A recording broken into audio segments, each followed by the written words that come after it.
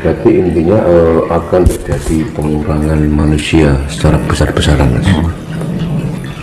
Nah, makanya itu kan kita persiapan sedini mungkin. Jangan terlalu berlarut-larut tergiur dalam kesenangan dunia.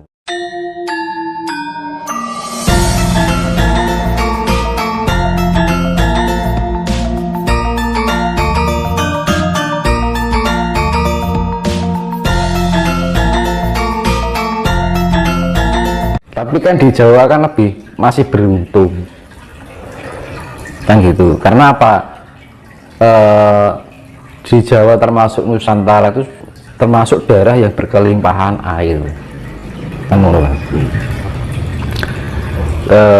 Kehijauannya dari apa namanya, Nusantara dan Jawa ini khususnya itu kan juga luar biasa, nggak kayak di negara-negara lain kan gitu kan. Makanya kan leluhur kita ada bilang, yang dibilang itu kan sok bakale Cina Londo kari sak judu, Jawa kari separuh kan gitu. Ya itu diambil, yaitu tadi ibaratnya separuh itu kan 50%. 50% itu tergolong adalah Asia Tenggara. Dan sak judu itu dalam arti 2%. Cina Londo dari sak judu itu 2%. Jadi kumulatif dunia 5% kan gitu. Makanya kan di dalam Bharatayuda Jaya binangan antara Kurawa dan Pandawa 5, Kurawa 100, perbandingannya adalah 5:100 kan gitu. Jadi ya ibaratnya 100 ya dari 5 gitu aja, 5% dari 100. Berarti intinya akan terjadi pengurangan manusia secara besar-besaran, Mas. Nah, makanya itu kan kita persiapan sedini mungkin. Jangan terlalu berlarut-larut tergiur dalam kesenangan duniawi. Yang kesenangan duniawi memang mengenakan, ya kan? Kita bisa ini, bisa itu, ya kan? Nah itu malah kita kalau terlalu keduniawian, akhirnya kita menjauhkan dari sifat rasa bersyukur. Gitu. Makanya kan ya lebih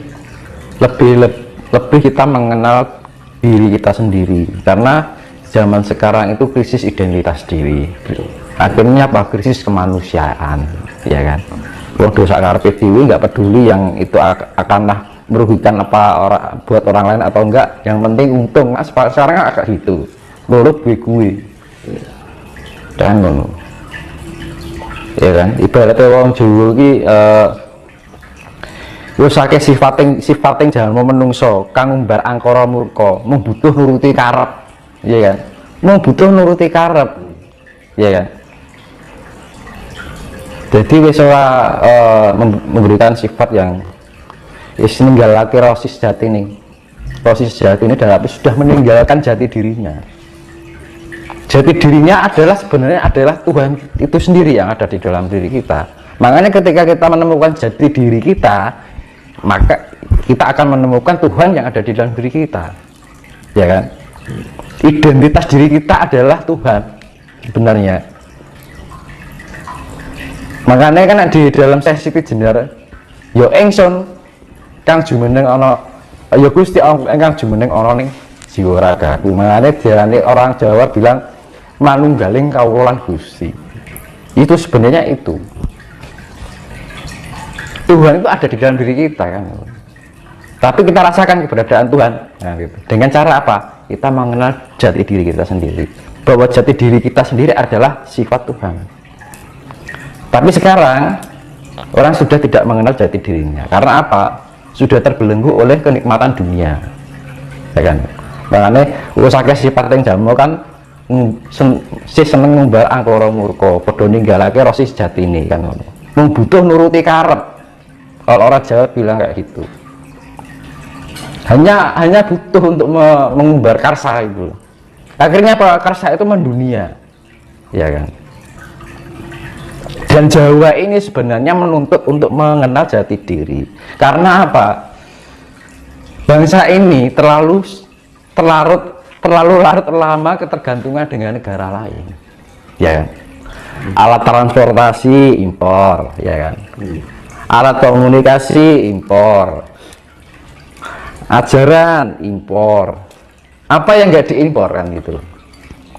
Tapi keberadaan kekayaan yang dimiliki oleh Jawa sendiri, nggak hanya ajarannya, alamnya, ajarannya itu juga murni, ya gitu. Sekarang gini lah, obat-obatan ya, obat-obatan, ya kan? Jawa itu loh, ataupun Nusantara ini penuh dengan berbagai jenis tanaman herbal yang mengandung obat-obatan. Nah, tapi kenapa tidak digunakan? Kalau misalkan negara ini kita para petinggi negara memanfaatkan tabib-tabib untuk dikumpulkan menjadi suatu membuat ramuan-ramuan segala penyakit yang ada di dunia ini, seharusnya bisa. Tapi apa? Zaman sekarang sudah ketergantungan dengan bahan kimia. Kenapa di luar negeri membuat obat dengan bahan kimia? Karena di sana nggak ada kelengkapan ramuan herbal dari alam yang kayak ada di sini, gitu. Nah, kadang-kadang orang kita Nusantara itu kurang kreatif, gitu loh. Apa-apa serba impor, ya kan? Jadi terlalu lama larut dengan ketergantungan dengan negara lain. Bahwa kita kekayaan alam kita sudah lengkap, nggak kita manfaatkan, malah diekspor, ya kan? Masalah obat-obatan, loh, yang ada di sini nggak ada di luar negeri, ya kan? Tapi orang sekarang mengimpor dari jamu obat-obatan kimia dari negeri lain, contohnya vaksin, lagi racun kan gitu kan? Sebenarnya nggak usah itu pakai kemampuan tradisional herbal di Nusantara ini, kalau mau ya banyak, gitu loh. Nggak usah impor mas. Nah, seharusnya kayak petinggi-petinggi ini mengumpulkan para tabib Nusantara, gitu misalkan. Para tabib-tabib dari Kalimantan, Jawa, Bali, Lombok, Sumatera, jadikan satu. Tabib-tabib ini, negara kita terbebas dari virus, kebal semua, ya kan? Orang luar negeri bikin virus apapun lepas, ya kan? Nggak mempan. Tapi kenapa nggak dimanfaatkan? Karena apa? Negara kita ini sudah terlalu lama terlarut dalam ketergantungan dengan negara lain, tidak pernah menggunakan kekayaan-kekayaan yang dimiliki oleh negara ini. Kadang-kadang kurang kreatif, gitu loh. Apa ya, kok hanya selalu dipikir sana. Nah, jati diri Nusantara ini sudah hilang. Ya kan? Kekayaan sudah diberikan kelimpahan, ya kan? Jenis obat-obatan serba ada, rempah-rempah ada, ya kan? Makanya makanan di luar negeri serba hambar. Karena apa? Rempah-rempahnya kosong, nggak kayak di sini. Kalau di sini kan makanan gurih kan gitu kan, renyah, ya kan? Ada rasanya gitu. Tuh. Nah, makanya kan dibilang penduduk atau umat Nusantara ini kehilangan jati dirinya sebagai orang Nusantara. Tidak hanya dari level sudra, level raja-raja dalam arti petinggi negara ini wis orang gagas itu, nggak peduli dengan jati diri Nusantara. Katanya ingin menjadi suatu negara yang harus menjadi ada di dunia. Sekarang gini, nggak usah jauh-jauh kita berpikir tentang kejayaan Nusantara. Asal usul Nusantara aja dilupakan kok.